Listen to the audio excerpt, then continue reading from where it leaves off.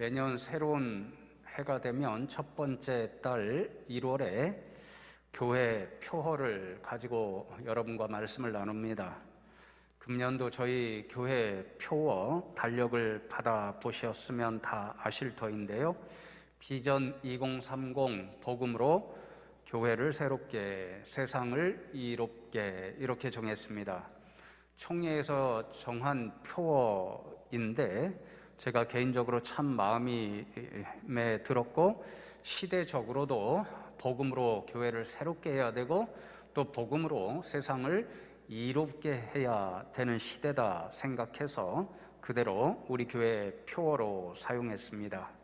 총회에서 표어를 정할 때에 성경 구절을 3군데 인용했고, 또 우리가 지난 해에 비전 2030 선포 예배를 드릴 때에 2군데의 성경 구절을 함께 읽었습니다.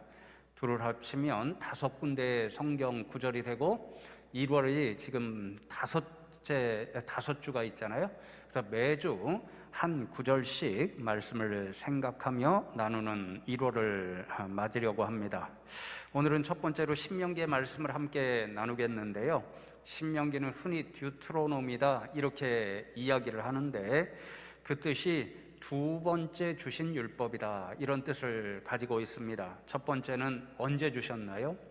하나님께서 이스라엘 백성들을 애굽에서 건져내신 후에 시내산 앞에 이르렀을 때 모세를 통해 첫 번째 율법, 계명의 말씀을 주셨습니다.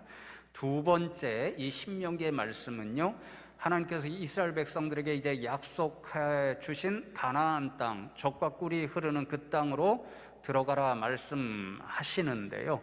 바로 그때에 가나안 정복 전쟁을 행하기 앞서서 이 두 번째 율법의 말씀, 신명기의 말씀을 주십니다.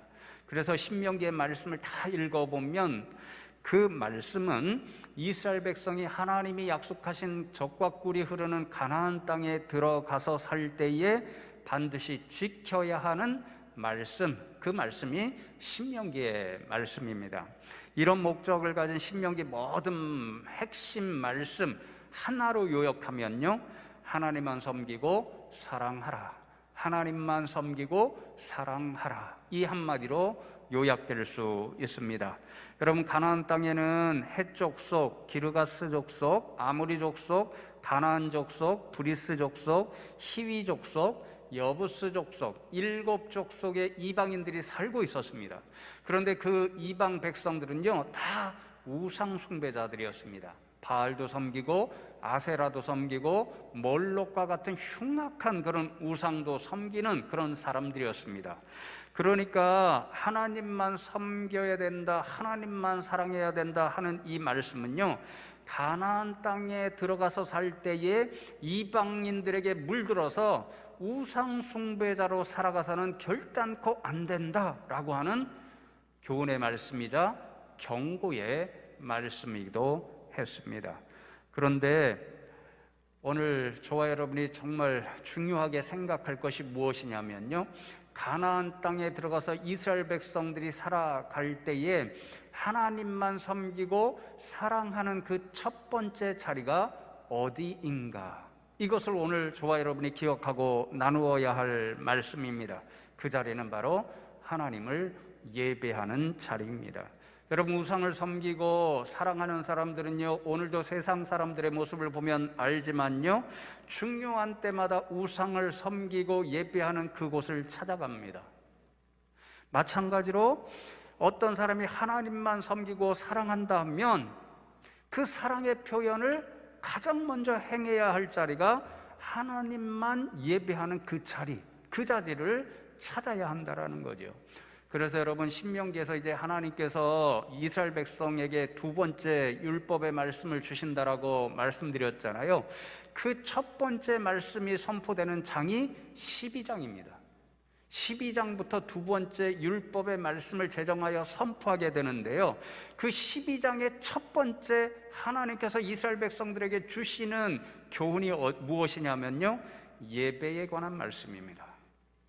예배를 드리려면 이렇게 하라, 그렇게 말씀하고, 핵심은 오늘 본문에도 적혀 있지만 하나님께서 택하신 곳에서, 가나안 땅에 들어가면 하나님께서 예배의 한 장소를 택하십니다. 예배의 중심 한 곳에서만 드리라고 이제 예루살렘이 그 자리가 되죠. 그 자리에 가서 하나님 앞에 이렇게 예배 드려야 한다, 그 말씀으로 시작해서 오늘 16장까지 이어지는 말씀에 주로 예배에 관한 교훈의 말씀이 적혀 있습니다. 특별히 16장 말씀을 보시면 오늘날로 부활절이나 추수감사절이나 성탄절이나 특별 절기를 지키며 예배하라는 교훈의 말씀이 담겨 있는데요, 우리가 잘 알고 있죠. 유대인들에게는 특별 절기 3대 명절이 있었습니다. 유월절이 있고 7.7절, 우리에게는 오순절로 더 익숙하지요. 그리고 초막절, 장막절이라고 하는 이 3대 절기, 이때에는 다른 때에 예배 드릴 때보다도 훨씬 더 특별하게 하나님을 기억하고 예배하라, 그렇게 교훈합니다.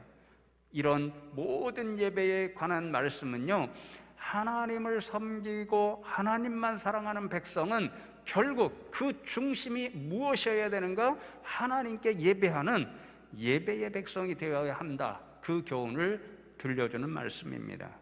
성도 여러분, 오늘 새해 첫 주입니다. 저와 여러분 오늘 말씀을 나누면서 먼저 이 교훈을 기억하면 좋겠습니다. 2022년도 비록 상황은 어렵지만 예배 생활에 더 힘쓰리라 하는 마음으로 이 새 한 주부터, 첫 주부터 마지막 주를 살아가시면 좋겠습니다. 저와 여러분 역시 하나님만 섬기고 사랑해야 하는 사람들입니다. 우리가 하나님을 사랑하고 섬기는 그 표현을 어디로부터 시작하는가? 바로 예배의 자리라는 것을 기억하시면 좋겠습니다. 우리가 하나님의 백성들이라는 것을 표현하는 우리의 정체성이 드러나는 그 첫 자리도 예배의 자리라는 것을 기억하시면 좋겠습니다. 여전히 코로나19로 인해서 이 자리를 사모하지만 현장의 예배 나오시기 어려운 때도 있을 것입니다. 그러나 우리가 어느 자리에 있든지 간에 하나님을 섬기고 사랑하는 백성들은 예배의 자리를 반드시 지켜야 한다는 것, 그것을 기억하셔서 올 한 해 정말 예배하는, 그리하여 하나님만 섬기고 사랑하는 것을 그 어느 해보다도 진실되게 표현하며 살아가는 한 해가 되면 좋겠습니다. 그리고 오늘 말씀을 통해서 몇 가지 예배의 의미와 정신을 함께 나누려고 하는데요, 예배의 자리를 찾을 때마다 이런 예배의 의미와 정신이 있다는 것을 기억하시면 좋겠습니다. 세 가지를 함께 나눌 터인데요, 첫 번째로 오늘 말씀을 보면 예배의 자리는 즐거운 자리가 되어야 한다, 그렇게 교훈합니다. 오늘 본문 말씀 신명기 16장 11절 말씀을 제가 다시 한번 읽어드리겠습니다. 너와 네 자녀와 노비와 네 성중에 있는 객과 고아와 과부가 함께 내 하나님 여호와께서 자기의 이름을 두시려고 택하신 곳에서 내 하나님 여호와 앞에서 즐거워할지니라, 그렇게 말씀합니다.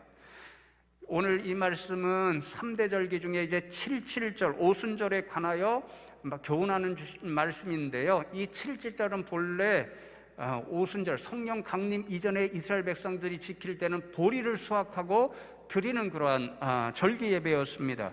그 앞에 그 절기를 지키기 위해서 하나님 앞에 나와 예배하는 사람들은 무엇보다도 무엇을 해야 되는가? 하나님 앞에서 즐거워하며 예배해야 된다는 것입니다. 원어를 보면요, 제가 일부러 원어를 찾아서 확인해 보았는데 굉장히 중요한 걸 찾을 수 있습니다.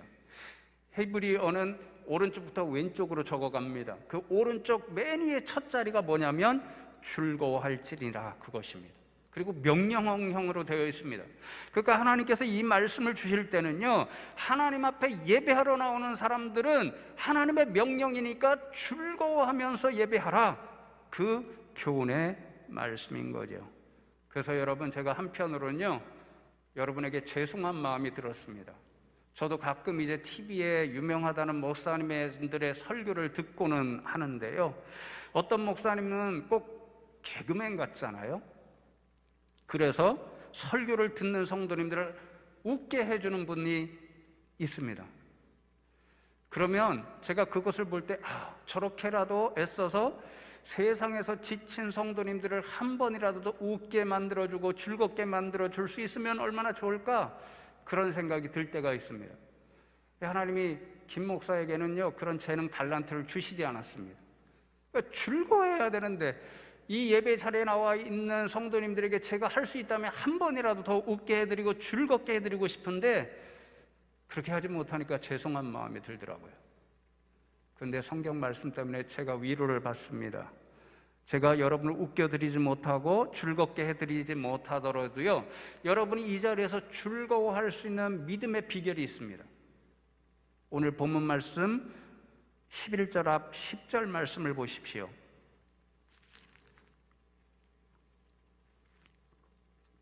내 하나님 여호와 앞에 7절을 지키되 내 하나님 여호와께서 내게 복을 주신 대로 내 힘을 헤아려 자원하는 예물을 드리고, 그렇게 말씀합니다. 내 하나님 여호와께서 내게 복을 주신 대로, 이 말씀이 굉장히 중요합니다.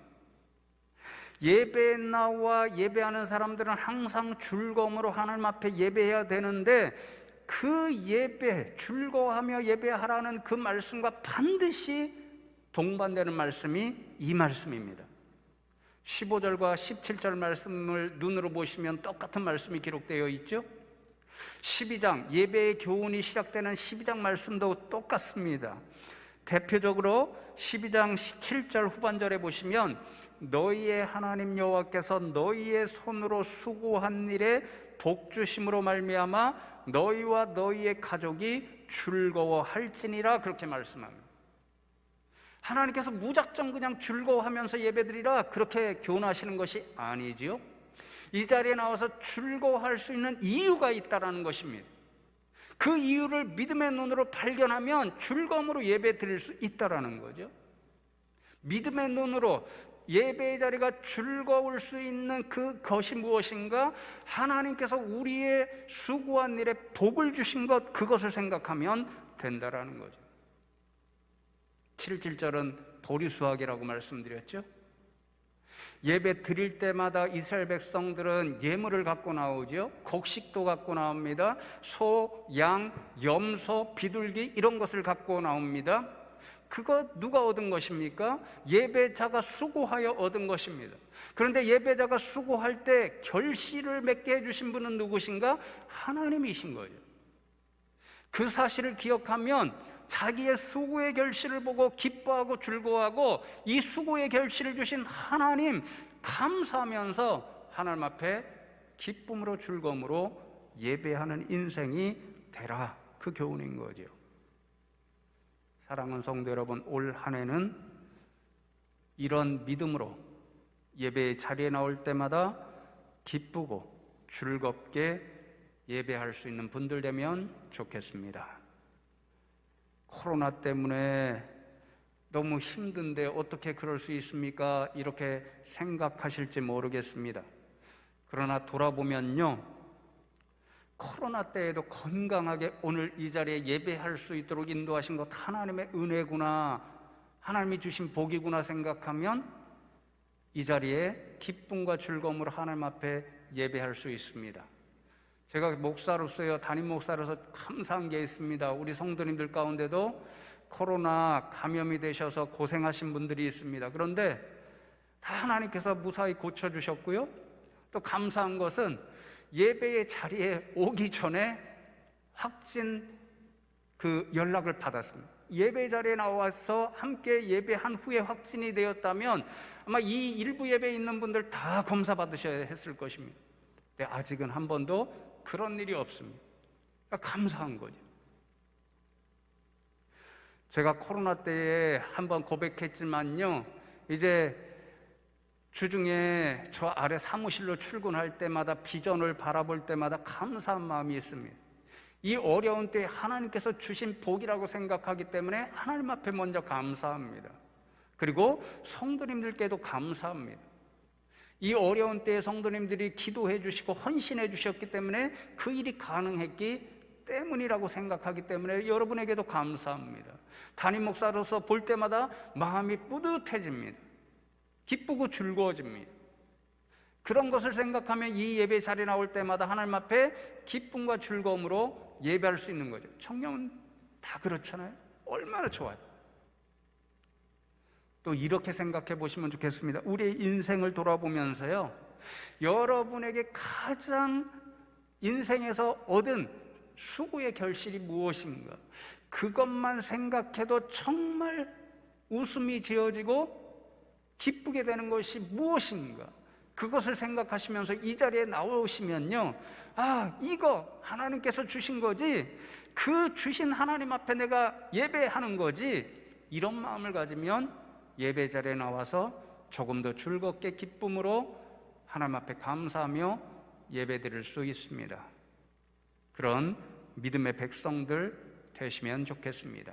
즐거움으로 예배하는 것, 이게 하나님께서 원하시는 예배의 정신입니다. 두 번째로 예배에서 맛보는 즐거움을 다른 사람들과 나누라고 하나님께서 말씀하십니다. 오늘 말씀을 보면 특히나 레위인과 객과 고아와 과부와 함께 즐거워하라, 그렇게 말씀합니다. 이분들은 어떤 사람들입니까? 자신들의 수고로 얻는 열매를 맛보기 매우 어려운, 가난하고 외롭고 힘이 드는 분들입니다. 그래서 수고의 결실을 보고 기뻐하고 즐거워하기가 매우 어려운 분들입니다. 이런 어려운 분들이 예배 자리에 함께 나오잖아요. 그러면 그분들과도 함께 즐거워하며 예배하는 자리가 되어야 한다라고 하나님이 교훈하시는 거죠. 어떻게 하면 이 힘들고 어려운 분들도 함께 즐거워하며 예배할 수 있도록 해드릴 수 있을까요? 하나님께서 말씀하죠. 저와 여러분 성도님들에게 주신 하나님의 복을 함께 나누고, 그리하여 우리가 먼저 맛보는 기쁨과 즐거움을 그분들과 함께 나눌 때에 모두가 함께 즐거움으로 하나님 앞에 예배 드릴 수 있습니다. 그래서 제가 성도 여러분에게 항상 드리는 말씀이 있죠. 진짜 믿는 사람은 자신만 복 받으면 충분하다, 이렇게 생각하는 사람들이 아닙니다. 하나님께서 자신에게 복을 주시면 그 복을 세상과 나누는 사람들입니다. 그래서 하나님께서 주신 복으로 인하여 자신도 기쁘고 세상도 즐겁게 만드는 사람들이 진짜 믿음의 사람들입니다. 그래서 오늘도 제가 새해 인사를 나누면서 항상 새해 인사 나눌 때마다 덧붙이는 말이 복덩어리 되십시오, 이 인사잖아요. 여러분, 누구에게 우리가 당신은 참 복덩어리야 이렇게 말할 때가 있죠. 그 의미가 어떤 의미인가요? 자신만 복 받으면 충분해, 나만 많이 가지면 충분해, 이렇게 생각하는 사람들, 그렇게 살아가는 사람들에게 우리는 저 사람 복덩어리야 이렇게 이야기하지 않습니다. 우리가 어떤 사람에게 복덩어리다 이렇게 이야기하면요, 어떤 사람이 복을 받았는데 그 복을 자신만이 누리는 것이 아니라 그 한 사람으로 인하여서 주변의 사람들도 다 복을 받는 사람, 그 사람이 있으면 저 사람 우리 공동체에, 우리 집에 복덩어리네, 복덩어리가 굴러 들어왔네, 이렇게 이야기합니다. 자신만 즐거운 사람 복덩어리라고 이야기하지 않고 그 기쁨으로 다른 사람들에게도 기쁨이 전해지고 즐거움이 전해지면 저 사람 우리를 기쁘게 만드는 복덩어리네, 이렇게 이야기합니다. 성경에 보면 그런 인물들이 있었죠. 야곱이 그랬습니다.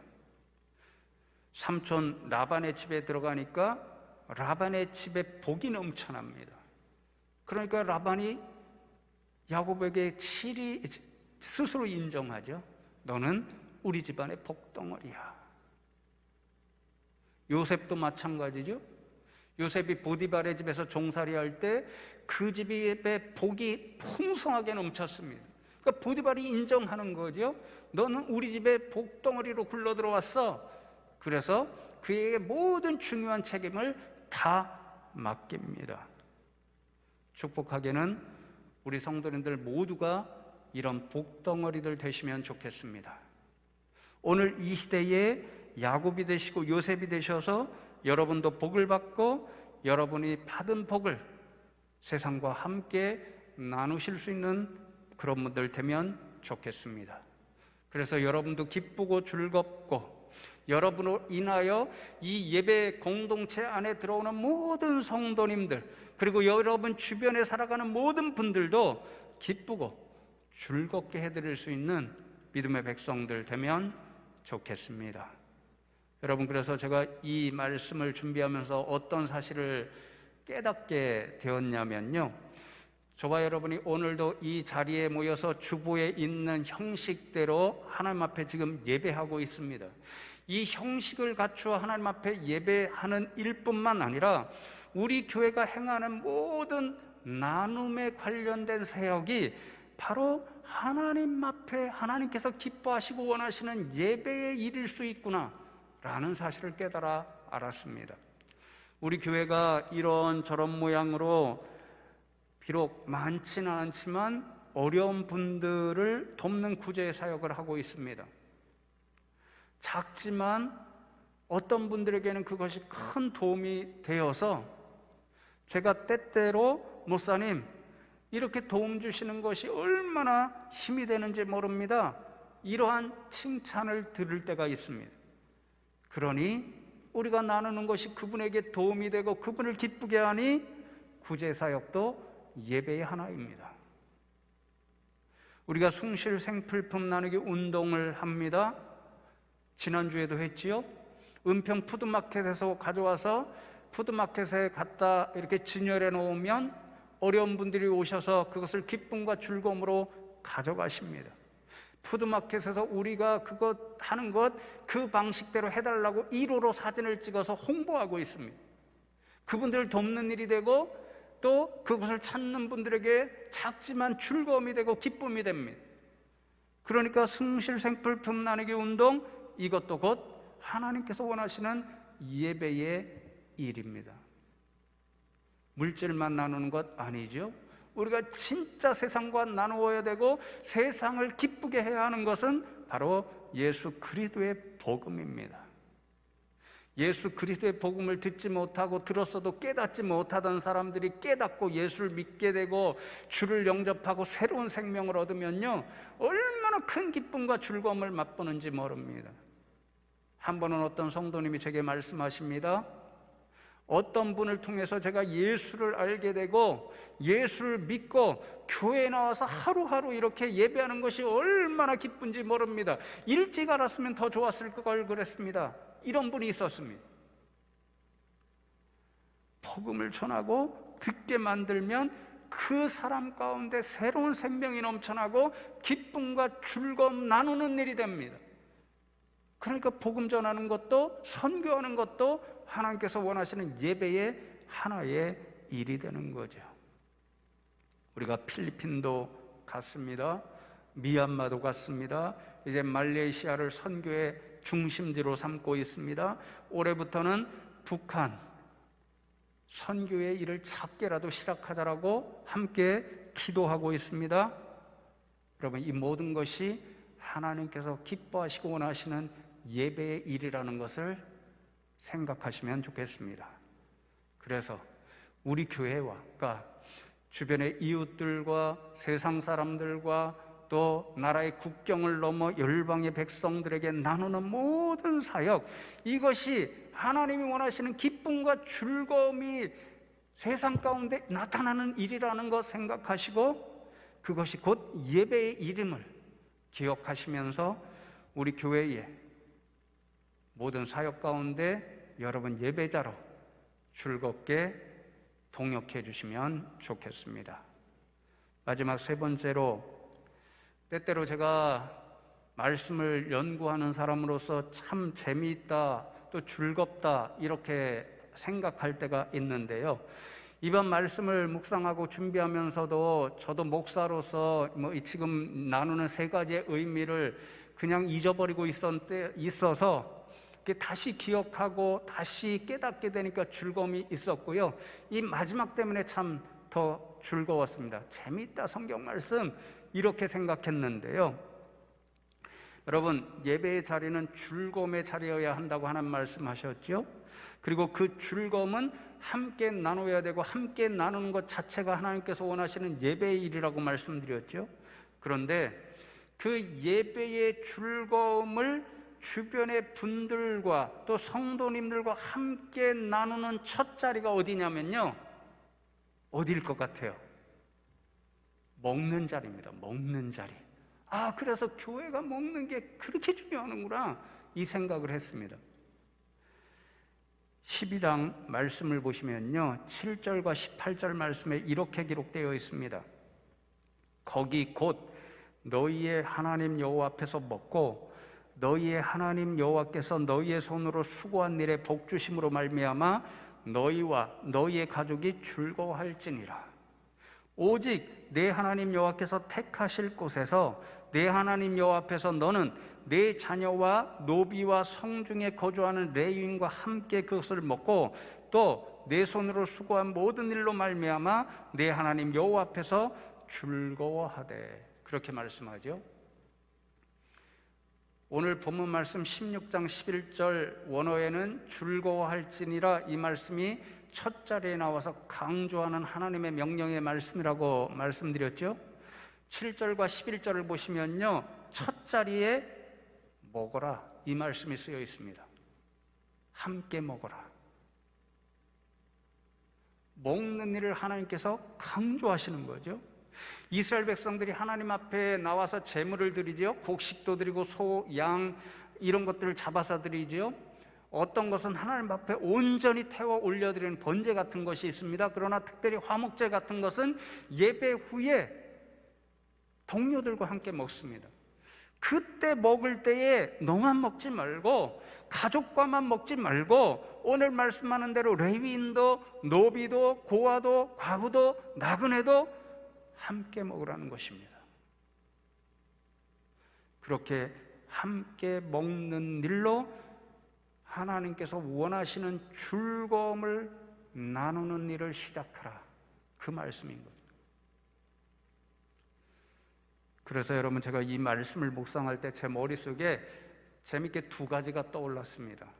첫 번째는 우리 교회 함께 먹던 국수가 떠올랐습니다. 국수가 그리워지더라고요. 우리 교회 국수 맛있는 국수입니다. 요즘은 좀 어렵지만 결혼식에 가면 당연 거의 식사를 하고 오잖아요. 코로나 이전에 몇 년 전에 이제 어떤 성도님 결혼하시는데 가보니까 이제 뷔페로 식사를 준비했습니다.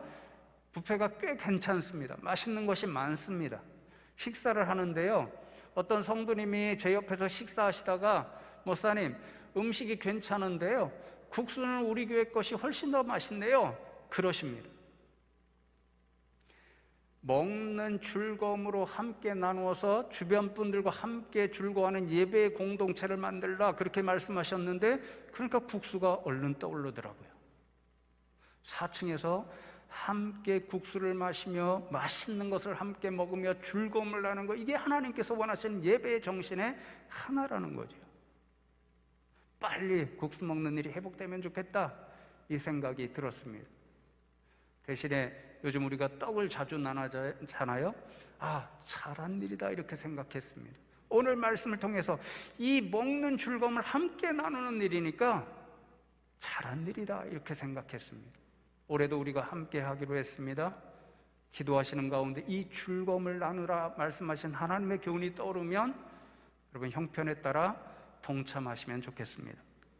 또 하나 무엇이 떠올랐냐면요, 제가 유학을 하면서 둘의 장학생으로 선발이 되었습니다. 지금은 사라져서 너무 안타까운데요, 그 장학생들이 1년에 미국의 LA에 있는 둘의 농장으로 모이게 되어 있습니다. LA가요 땅이 얼마나 비옥한지 모릅니다. 그래서 제 기억으로는 미국에서 소비되는 농산물, 특별히 채소 같은 거 상당량이 그 LA 지역, 캘리포니아 지역에서 나오게 되어 있습니다. 근데 거기에 두레 농장이 있는데요, 두레 장학생들이 여름에 그곳에서 모여서 하는 일이 있습니다. 하루 종일 노동입니다. 노동의 즐거움, 수고하는 일이 얼마나 중요한가 그것을 깨닫도록 그 일을 하는데요, 떼약볕에서 그렇게 수고를 하잖아요. 제일 기다려지는 게 먹는 것과 마시는 것입니다. 그게 노동을 하고 함께 모여서 먹으면요, 그 먹는 즐거움이, 진짜 일하시고 배고프시고 그러면 먹는 즐거움이 정말 좋잖아요.